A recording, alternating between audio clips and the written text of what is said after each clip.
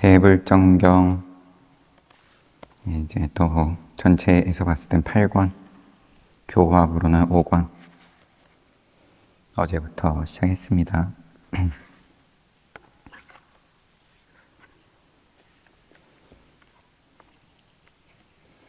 마라의 방해라는 소제목으로 37장을 보는데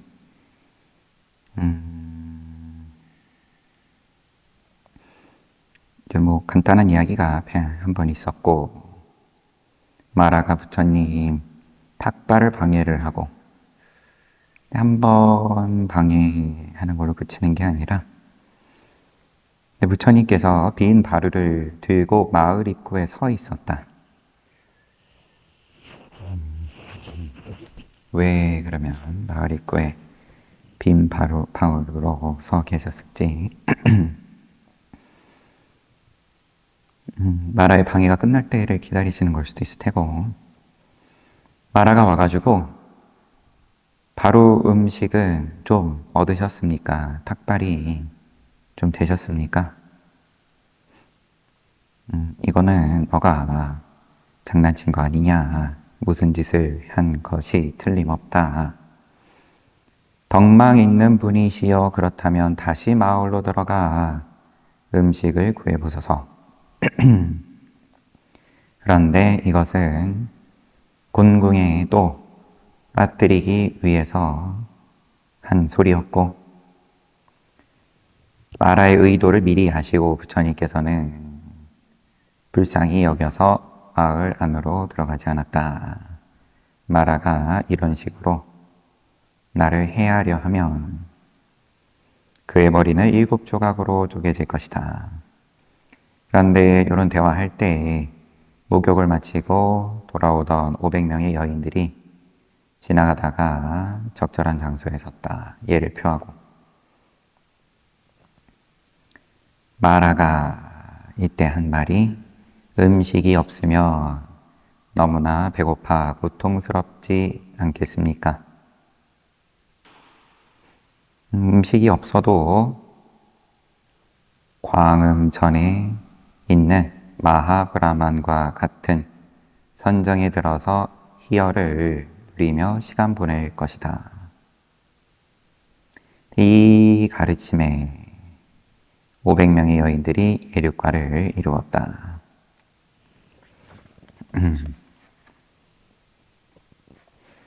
그러면은 이 500명의 여인들을 기다리신 것일 수도 있을 것 같고요. 이제 빈 바로 들고 서 계셨던 것이, 근데 가르침이 뭐 거창한 게 아니라, 배고픔은 너무 고통스러운 거 아닙니까? 여기에 대해서 답하시기를, 음식이 없어도 브라만의 선정에 들어서 희열을 누리며 시간 보낼 것이다. 이제 뭐 신통력을 보여주신 말이고, 1차원적으로는 배고픔의 괴로움의 몸의 괴로움인데 여기에서 벗어나 있다. 고통에서 해탈하여 절대적인 행복 속에서 오래 살 것이다.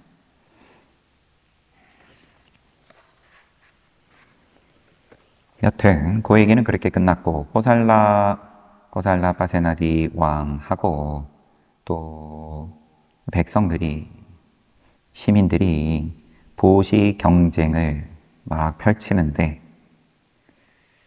왕이 초조해졌어요. 시민들보다 더 훌륭한 보시를 할 수 없다면 내가 살아서 무엇하겠는가, 왕의 위신이. 그래가지고 고민에 잠겨 있으니까 왕비 말리까가 어째서 그러십니까? 내가 왜 이러는지 진정 모른단 말이오. 위대한 왕이시여 잘 모르겠습니다.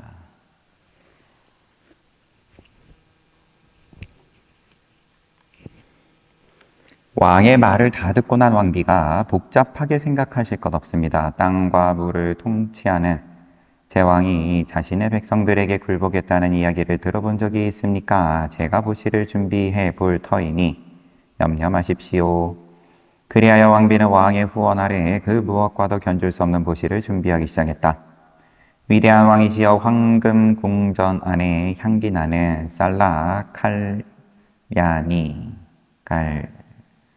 그러면 난다 옹자하고 결혼할 뻔한 잔앞바다 깔냐니가 뭐 그런 어떤 의미가 있겠죠.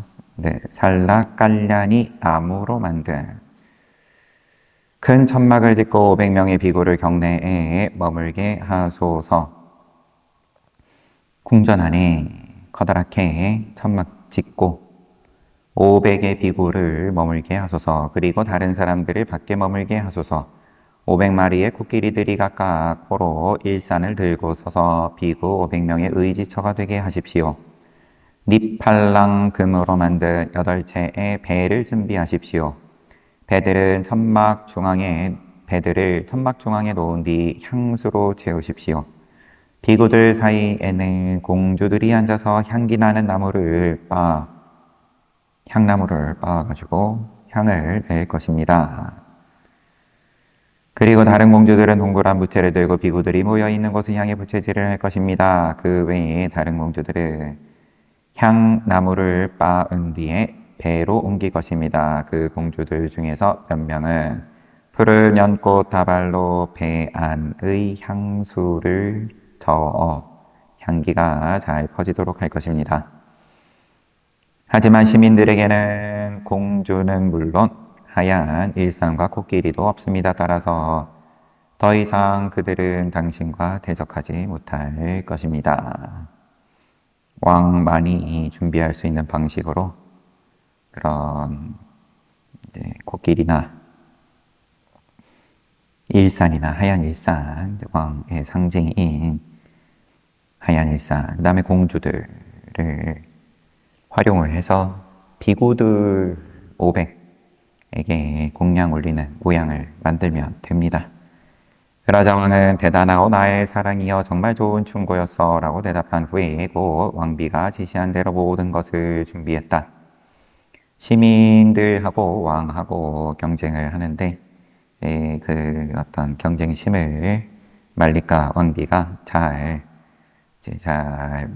비구들에게 공양을 올리는 방향으로 살짝 틀은 그런 느낌이죠. 그런데 모든 일이 순조롭게 진행되던 중에 길들인 코끼리 한 마리가 부족했다. 왕이 왕비에게 물었다. 코끼리 한 마리가 부족하오. 어쩌면 좋겠소. 500마리의 코끼리가 있지 않습니까? 그렇긴 한데 그 코끼리들이 모두 다 길들여진 것은 아니오. 코끼리들이 비구들을 보고 외람바 바람처럼 아주 거칠어질지 모르겠소. 그러니까 왕비가 위대한 왕이시여 젊고 거친 코끼리를 어디에 둬야 할지 제게 좋은 생각이 있습니다. 어디다 주면 좋겠소. 앙구리말라 장로 곁에 두십시오. 앙구리말라 장로가 이미 지금 교단에 들어와 있는 상황인 건지 우리가 다 아는 그 앙구리말라인지 잘못된 스승의 가르침으로 사람 100명 죽어가지고 손가락 목걸이 만들던, 그러다 그래도 부처님 만나가지고 잘못된 가르침에서 깨어났다. 왕이 왕비가 시키는 대로 했다. 거친 코끼리를 앙구리말라 곁에 뒀어요. 그러자 젊고 거친 코끼리는 꼬리를 가랑이에 끼우고 귀는 아래로 내려뜨리고 눈은 감은 채 조용히 서 있었다.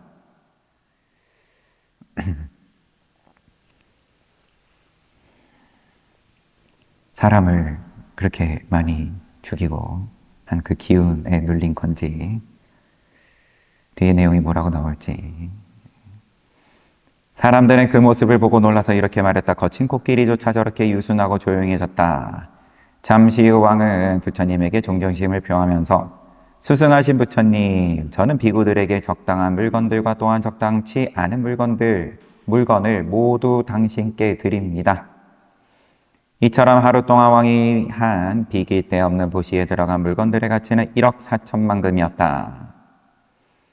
그리고 부처님에게 헌정된 다음 네 가지는 그 가치조차 따질 수 없는 것들이었다. 하얀 일산, 의자, 그릇 놓는 탁자, 발 씻은 후 디디는 나무판이 그것이었다.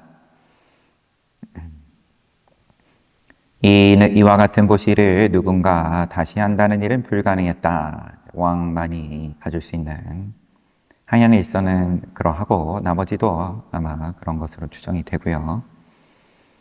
그래서 코살라 왕이 보여준 이 보시는 불교 안에서 비할 데 없는 보시로 유명해졌다. 이러한 비할 데 없는 보시는 하나의 법성으로서 법의 성품이다. 모든 부처님에게 한 번씩 반드시 있었던 일이다. 아울러 비할 데 없는 보시는 현명한 여인에 의해 시행되었다.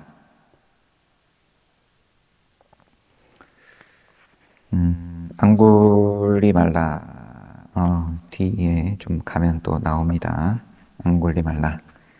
코끼리가 어째서 얌전해졌냐? 젊고 거친 코끼리가.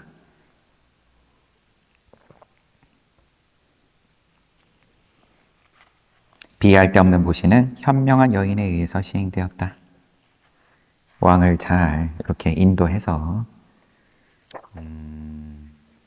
경쟁심 내지는 뭐 승부심, 욕심을 보시로 승화시켜줬다. 대신 준하와 칼라 두 사람이네요. 준하하고 칼라.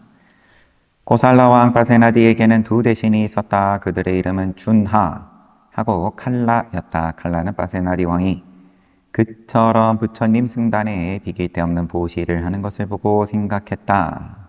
칼라는 궁전에 크나큰 손실이 발생했다. 하루 만에 수천만 금의 보물들이 없어졌다. 그처럼 엄청난 보시를 받는 비구들이 거처로 돌아가 졸기밖에 더하겠는가. 사상에 유례 없는 일이로다.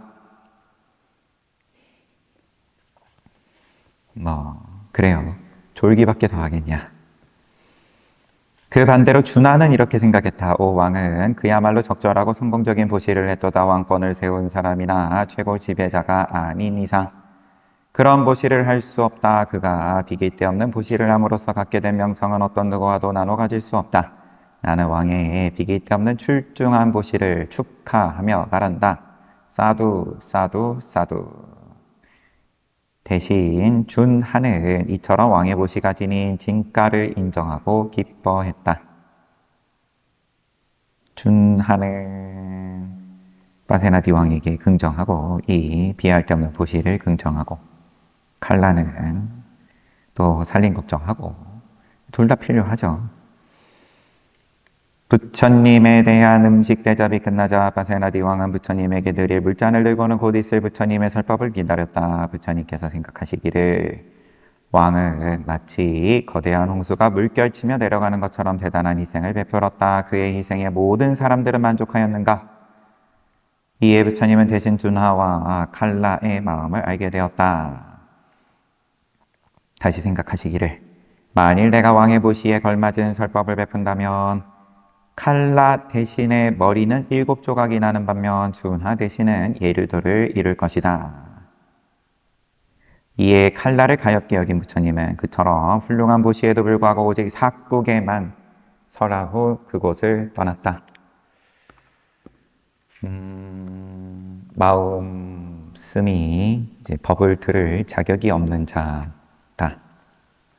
자격이 없는데 법을 들으면 머리가 7조각이 나서 죽는다. 부처님께서 그러면 이제 한 명은 법을 들으면은 과위에 오르고 예륙과에 오르고 한 명은 이제 죽는 거고 그런 상황에서 부처님께서는 그러면 법을 설하지 않는 쪽으로 선택을 하신 겁니다. 인연이 들을 자격이 있는 사람들이 모였을 때만 설하신다. 눈높이를 그럼 가장 아래에다가 두신다. 이렇게. 아래, 그 말은 조금 어폐가 있을 수 있겠네요. 못 알아듣는 사람들도 늘 있으니까. 그런데 이처럼 뭔가 결정적인 인과가 걸려가지고 너무 이 인과가 크다. 나쁜 인과를 받을 생각을 일으켜가지고 비구들을 비난을 하고 가서 졸기밖에 더 하겠냐. 살림 걱정해서 끝난 게 아니라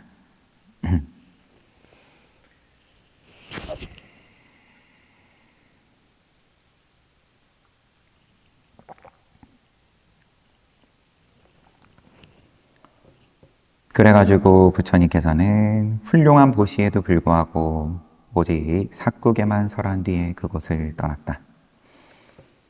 앙골리말라의 용기, 조금 생각해 볼 여지가 좀 있지 싶은데 나중에라도 떠오르는 게 있으면 또 얘기하고. 앙굴리말라의 용기, 승원으로 돌아오자 비구들은 앙굴리말라 존자에게 물었다. 버시여, 조련이 안 된 코끼리가 일산을 들고 당신 뒤에 서 있을 때 무섭지 않았소? 그러자 앙굴리말라 존자는 전혀 무섭지 않다고 대답했다. 이에 비구들은 부처님에게 다가가 앙굴리말라를 비난하며 말했다. 수승하신 부처님, 앙굴리말라 존자는 스스로를 아라한이라고 말했습니다. 네, 그런 상황에서 전혀 두려움이 일지 않는다라는 건 스스로를 아라한이라고 높인 거다. 이렇게 말이 몇 번만 건너가다 보면 변질되니까. 부처님께서 비구들이여, 앙굴리말라는 실제로 두려워하지 않았느니라. 나의 사랑하는 아들들인 아라한 수행자는 아주 거룩하며 두려움을 모르느니라. 그러면 아라한이 맞다, 이렇게 긍정을 하시는 건지. 그리고 부처님은 담마바다에 브라마나 왁가에 실려있는 개송을 덧붙였다. 비구들이여, 역류하는 번뇌를 없앤 아라한은 황소의 왕처럼 흔들림이 없음을 알기 때문에 용기가 있고 거룩한 정진력이 있으며 온갖 계율을 추구하고 갖추었느니라. 세 가지 악마, 즉 천신의 악마, 번뇌의 악마, 그리고 재행의 악마들을 제압하여 이기며 존재에 대한 가래를 제거했으며 재생을 기대하지 않는다. 도의 깨끗한 물로 정신의 더러움을 닦아 사죄를 깨달았다. 고진멸도 깨달았다. 나는 그들이 진정한 바라문이라고 공언하는 바이니라. 아란을 이제 긍정을 하셨어요. 근데 왜 꼬리를 말고 귀를 접고 꼼짝도 못했냐, 이런 거는 따로 언급은 없습니다.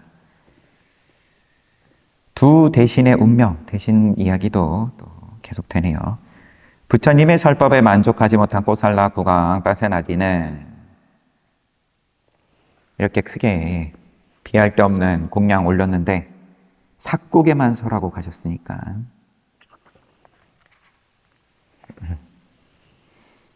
삭국에 부처님 처음 만난 것도 아니고 평상시에도 듣던 건데 그냥 이게 간단하게 지나가셔가지고 그런 건지. 수승하신 부처님께서는 내가 베풀어드린 훌륭한 보시에 걸맞은 설법을 베풀지 않으셨다. 단지 간단한 개송만 주신 채 일어나 떠나셨다. 내가 한 보시가 마음에 들지 않으셨던 거다. 아마도 제대로 된 것을 드리지 않았거나 적당하지 않은 것을 드린 것이 틀림없다. 하지만 내가 올린 보시는 비길 데 없는 보시로 알려지지 않았는가? 그렇다면 부처님은 당연히 그 모든 보시에 걸맞은 설법을 하셨어야만 한다. 네, 불만. 이건 좀 아니다. 내가 잘못한 거는 돌이켜봐도 없다. 내가 올린 보시는 비길 데 없는 보시로 알려지지 않았는가? 그렇다면 부처님께서 보시에 걸맞은 설법을 하신 게 아니다. 부처님께서도 법을 설하시려다가 삭구게만 하고 가신 거니까 틀린 생각은 아닐 수도 있죠.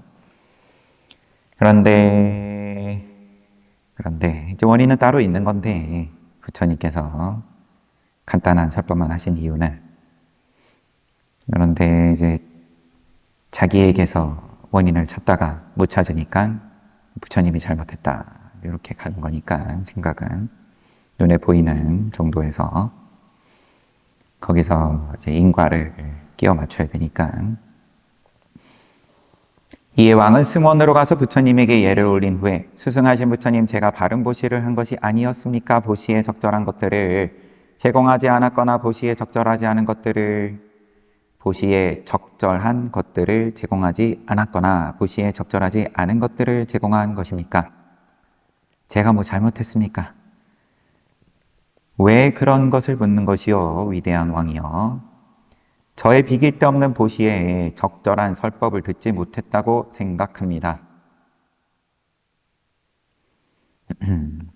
이제 찾아가서 물은 거는 잘한 일인 거고, 혼자서 계속 이상한 생각하느니. 그런데 이 두 번째 질문이 먼저 나왔으면 좀 더 이제 지혜가 있다라고 볼 수 있겠지만, 감정의 질문을 먼저 한 거고, 제가 뭐 잘못했습니까? 왜 묻는데? 그때 자기를 솔직하게 그제서 드러내는 거죠. 그런데 쉽지 않으니까요. 자기도 잘 모르기도 하고, 감정에 가려져가지고, 내가 왜? 그다음에 또 체면이 있고, 또 창피함이 있고 하니까 처음부터 솔직하게 묻기는 쉽지 않을 수 있죠. 그러면 또 결국은 이제 믿음으로 돌아가는 거고,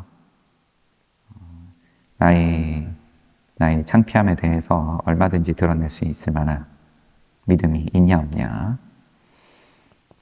부처님께서 위대한 왕이여, 그대는 바른 보시를 하였소. 그대가 베푼 보시는 비길 데 없는 보시로 알려졌소. 그런 식의 보시는 다른 부처님들께서도 반드시 한 번씩 베풀어졌던, 부처님들께도 반드시 한 번씩 베풀어졌던 것이오. 그것을 또다시 한다는 것은 쉬운 일이 아니오. 그러자 왕이 물었다. 수승하신 부처님, 그렇다면 어찌하여 그런 대단한 보시를 받으시고도 저희들에게 충분한 설법을 베풀지 않으셨습니까? 이에 부처님께서, 그럼 왜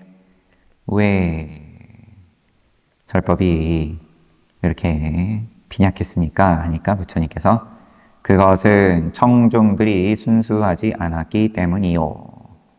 왕이 묻기를, 어떤 것이 문제였습니까? 수승하신 부처님. 그러자 부처님은 당시 칼라와 준하가 생각했던 것을 왕에게 말해 주었다.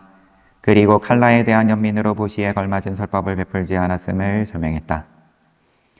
그러자 왕은 왕궁으로 돌아와서 칼라에게 부처님의 말이 사실인지 확인했다. 이에 칼라가 인정하자 왕은 이렇게 말하며 그를 궁전에서 쫓아냈다. 나는 내 가족과 함께 나의 재물을 보시하되 너에게선 동전 한 푼 취하지 않았도다. 그러한 나의 보시 때문에 네가 어떤 괴로움이라도 겪었느냐? 칼라, 나가거라. 내가 그동안 너에게 준 재물은 네 것이다. 그 재물을 다시 내놓으라고 하지는 않겠다. 그러니 당장 이 나라를 떠나라.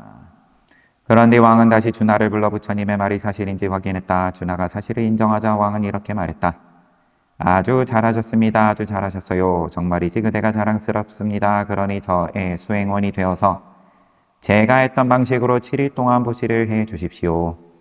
이처럼 왕은 왕권을 준하에게 7일 동안 건네 주었다. 직접 보시를, 그러니까 이제 나라에 또는 궁의 재물이 다 왕의 소유가 이제 상식인 시대니까 왕 자리에 앉아가지고 네 이름으로 실컷 7일 동안, 일주일 동안 보시 해봐라. 얼마 후에 왕은 부처님에게 가서 칼날을 가리키며 이렇게 말했다. 그렇게 어리석은 자가 또 있단 말입니까? 그처럼 훌륭했던 저의 보시를 반대하다니요. 내가 내 거 보시하는데 옆에서 시비를 왜 합니까? 근데 이걸 잘 모르니까, 이걸 몰라가지고 이제 본인도 왕위를 찬탈을 당하는 거겠죠. 그러하오 위대한 왕이여 어리석은 이는 다른 사람들이 베푸는 자연스러운 보시를 받아들이지 못하고 오히려 비난한다오. 그리고 마침내는 비참한 곳에 떨어지지요. 그러나 현명한 이는 다른 이들의 보시를 찬양하고 마침내 행복한 곳에 오르는 법이요. 그리고 부처님은 개송을 읊었다. 위대한 왕이여 실제로 완고하고 인색한 자는 천상계에 들 수 없나니. 인색함이 자기 호주머니를 열지 않는 것 정도가 아니라 남이 베푸는 것에 대해서도 비난을 하는 만큼의 그런 인색함은 천상계에 들 수 없다. 이 세상과 내 생을, 다음 생을 제대로 모르는 어리석은 자들은 보시를 존중하지 않고 보시를 기뻐하지 않느니라. 나누고 베푸는 것에 대해서 존중하지 않는다. 또 오직 지혜로 멀리 볼 수 있는 사람만이 보시를 하며 행복할 수 있다. 그리고 행복해야 한다는 바로 그 이유 때문에 죽은 뒤에 그는 천상의 기쁨을 누리느니라. 왕에게 지금 부처님께서 하신 법문은, 개송은 보시 잘했고, 왕 당신은 잘했고, 거기에 대해서 시비를 한 제3자는 어리석은 거고, 그러면은 보시를 잘하면 천상에 들 수 있고, 보시를 안 하고 인색하고 시비하면 천상의 기쁨을 누리지 못하고, 딱 그 정도까지만, 보시 천상.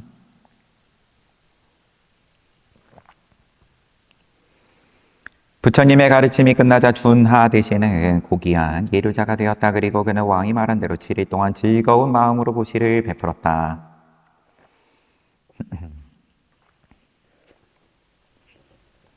그래도 이름 올렸어요. 왕 자리에 일주일이었지만.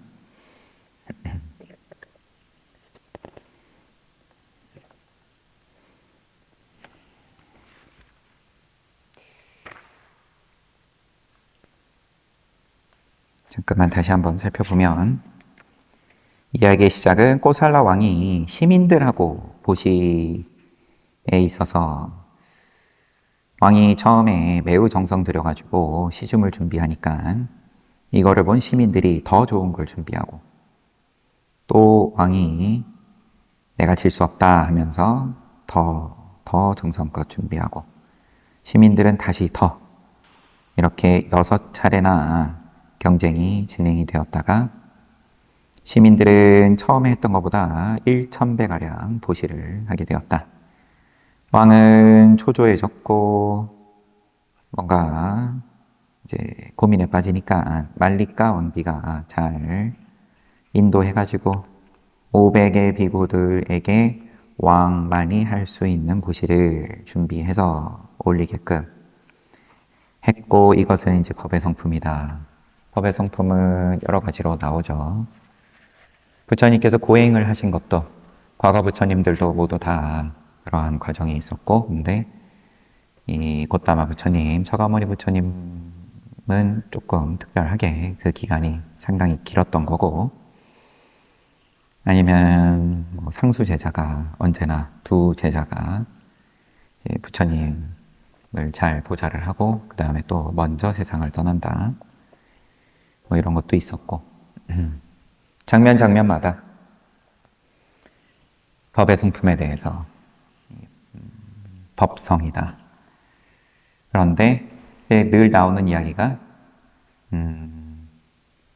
이 이 정도 이상으로 할 수 없을 만큼 훌륭하다인 거죠. 그러니까 과거의 어떤 부처님을 돌아보더라도 지금 이 공양으로 치면 지금 이 비교할 수 없는 공양. 과거의 어느 부처님도 받지 못해본 비할 데 없는 보시다. 이렇게 표현을 안 합니다. 과거의 부처님들도 한 번씩 이런 비할 데 없는 보시를 한 번씩 받으셨고, 지금 고따마 부처님께서도 받으시고 미래의 부처님도 받는다. 동등한 최상인데 가장 빼어나다가 아니라 고행을 하실 때도 과거든 현재든 미래든 이 정도까지 고행만 할 수 있을 것이다. 이 이상의 고행은 불가능하다. 죽지 않는 선에서요.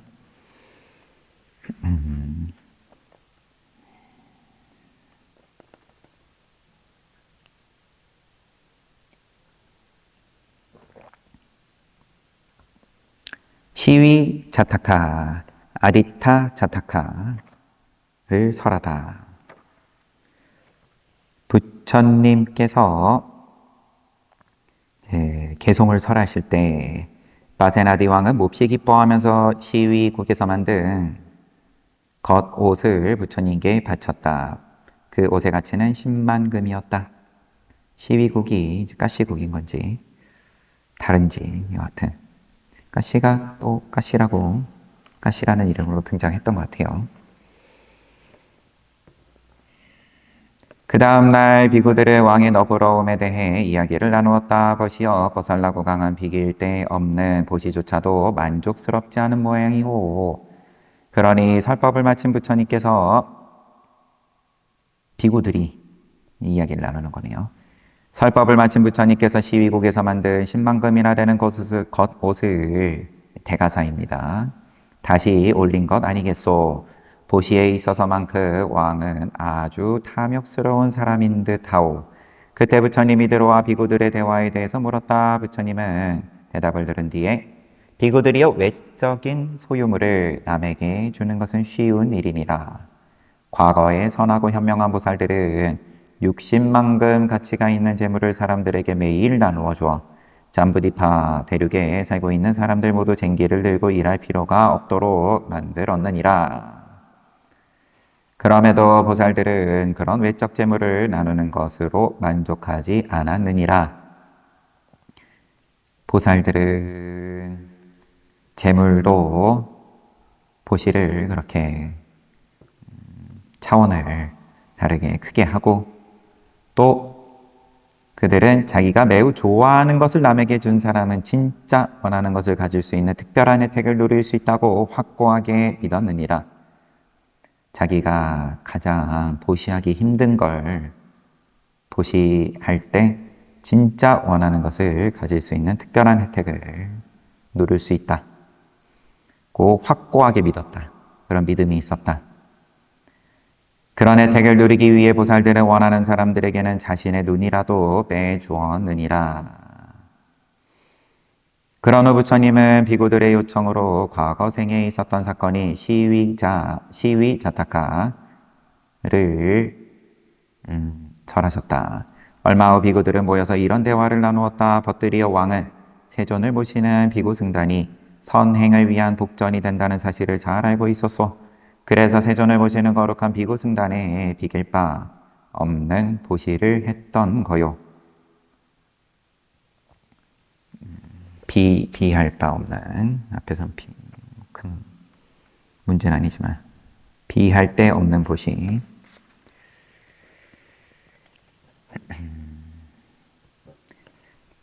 비할 데 없는 보시를 했던 거요. 그는 보시받을 자의 중요성에 대해 매우 잘 알고 있었던 것이요. 자타카 이야기는 그냥 생략이 됐고요. 얼마 후에 또 비구들이 모여가지고 대화를 나누기를 앞에는 꼬살라 구강에 비할 데 없는 보시로도 부족해가지고 더 보시를 하는 것에 대해서 이야기를 나누니까 부처님께서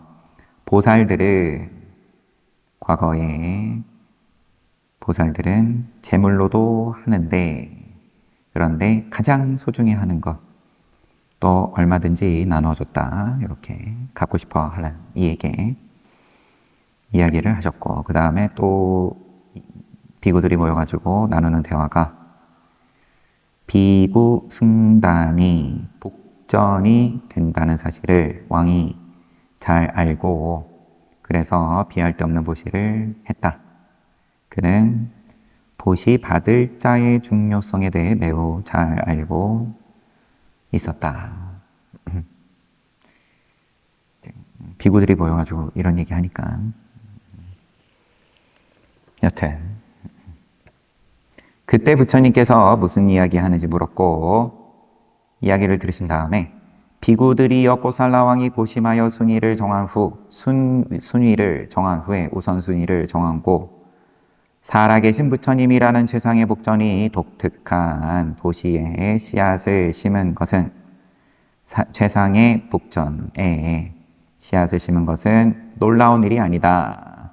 박식하고 덕망이 있는 과거보살들 또한 보시를 받을 사람들을 매우 신중히 분별한 후에 훌륭한 보시를 행하였느니라. 신중히 분별해가지고 보시했다. 그러나 부처님은 비구들의 청을 받아들여 자타카 8법부에 속한 아디타 자타카를 설하셨다.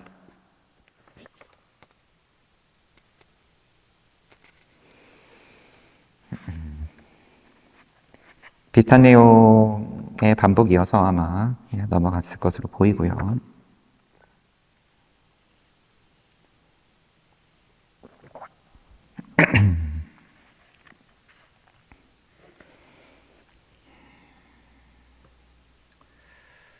또 이제 다른 이야기로 넘어가는데 책은 여기까지 봅시다. 이야기 한꺼번에 이거저거 보면 또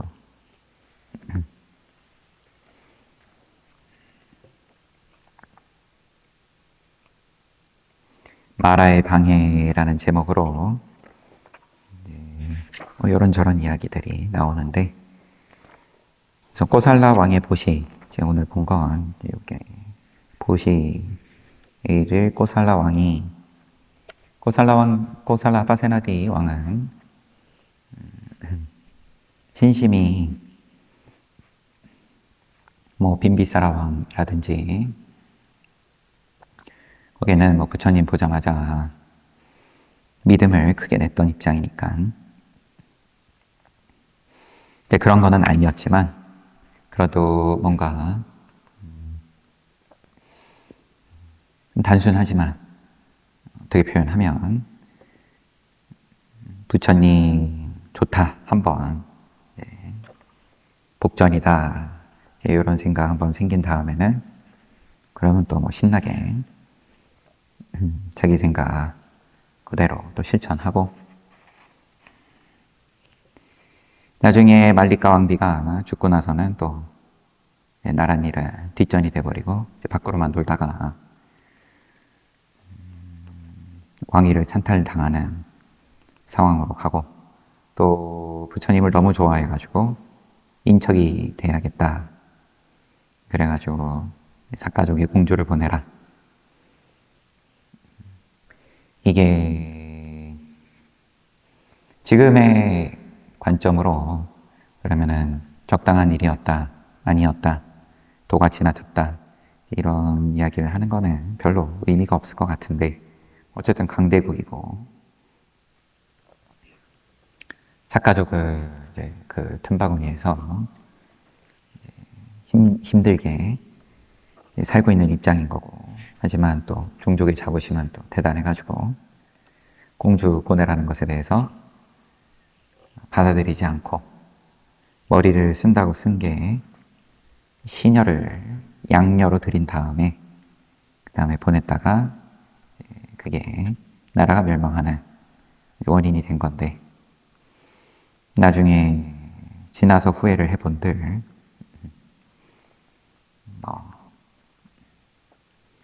의미가 없다. 그래서 그래도 말리과 왕비가 옆에 있으면서 잘 왕을 이끌어줄 때에는 이렇게 기록에 남을 만한 모든 부처님들이 한 번씩 받으시는 비할 데 없는 큰 보시를 이 파세나디 왕이 올리고, 앙굴리말라 장로 옆에다가 젊고 거친 코끼리를 둬라. 이런 아이디어를 말리카 왕비가 준 건데, 그러면 글쎄 이제 몸에서 나오는 어떤 그런 업식인 거겠죠. 이게 사람을 그렇게 해치는, 물론 부처님 만나가지고 교단에 들어왔다고는 하더라도 이제 그런 것에 대해서 말리과 왕비가 그런 기운에 대해서 이게 이때 사람들은 다들 이 앙굴리말라를 그런 식으로 보고 있었던 걸 수 있죠. 그래가지고 이제 코끼리 옆에다 두면 코끼리가 꼼짝 못할 거다.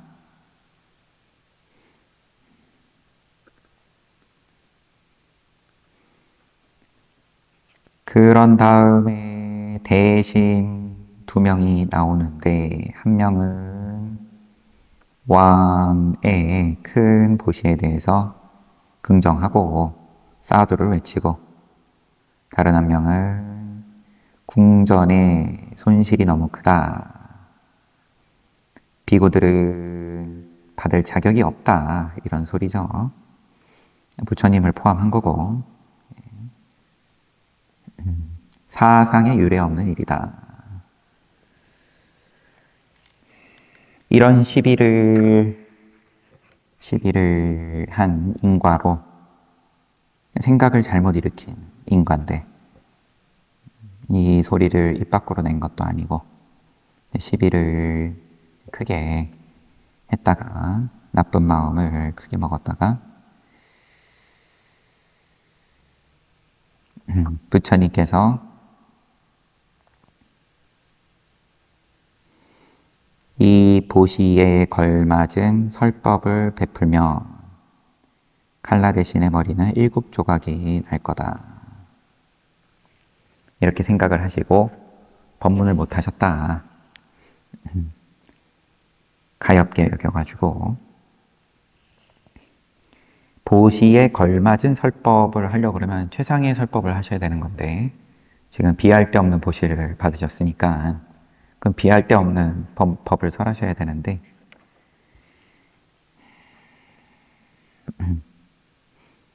그래가지고 법을 설하지 못하시게 되고 법을 들을 수 있는 자격이 없어가지고, 비슷한 장면으로는 포사를 할 때 자격이 없는 비구가 앉아 있었다.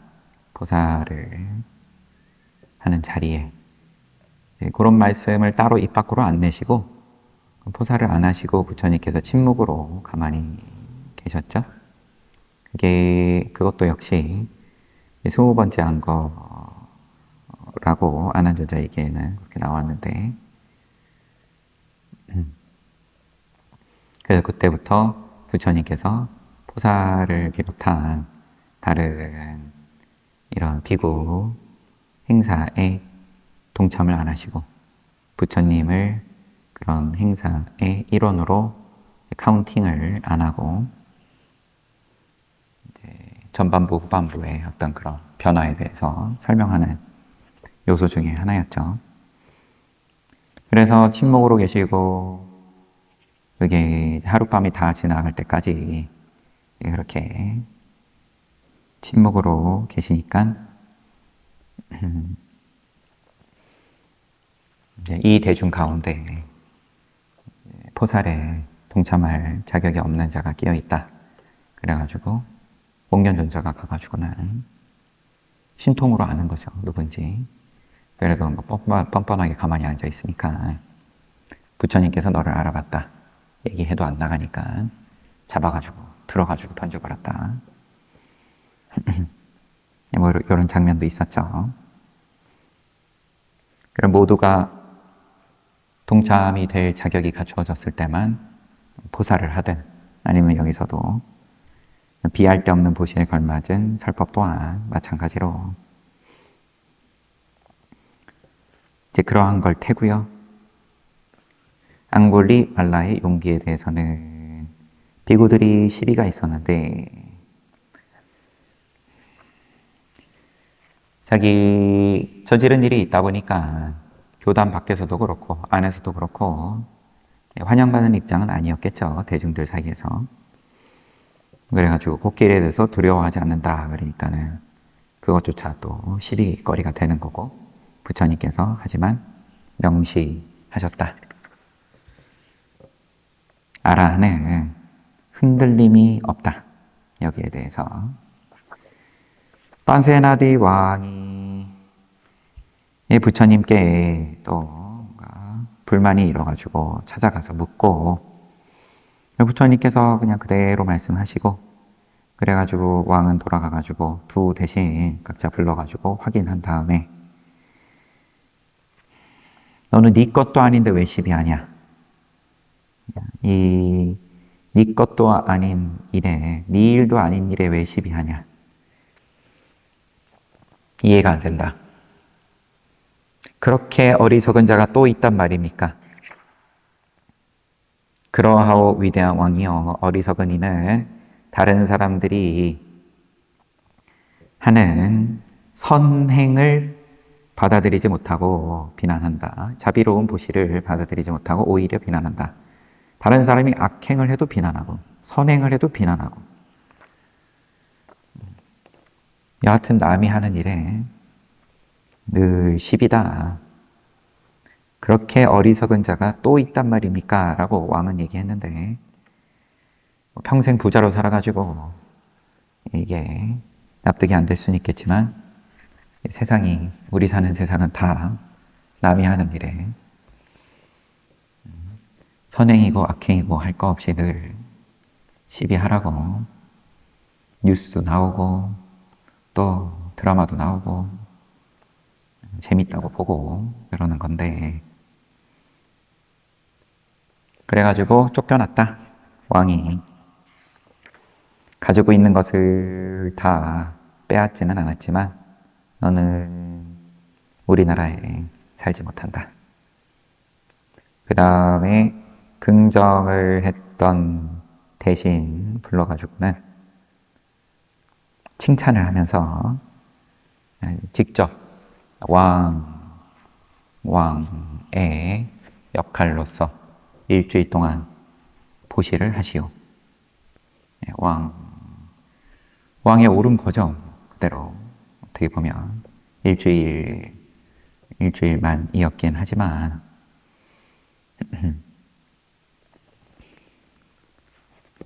마음을 한번 잘 일으키고 다른 사람의 선행에 대해서 칭찬을 한 과보로 큰 명예를 한번 누려봤어요.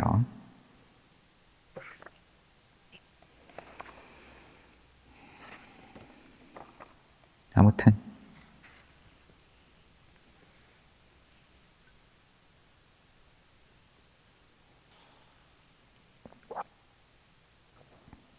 생각으로라도 세상 돌아가는데 시비하지 말아라. 선행에 시비를 했기 때문에 더 지금 인과가 큰 거죠. 그리고 또 그 대상이 부처님과 지상가 대중이었기 때문에 그러한 걸 테고 복전이라는 말이 그러면 이제 복을 씌우면 그만큼 복이 더 커지는 거고 그러면 비복을 씌우면 그 비복이 더 커지는 거다.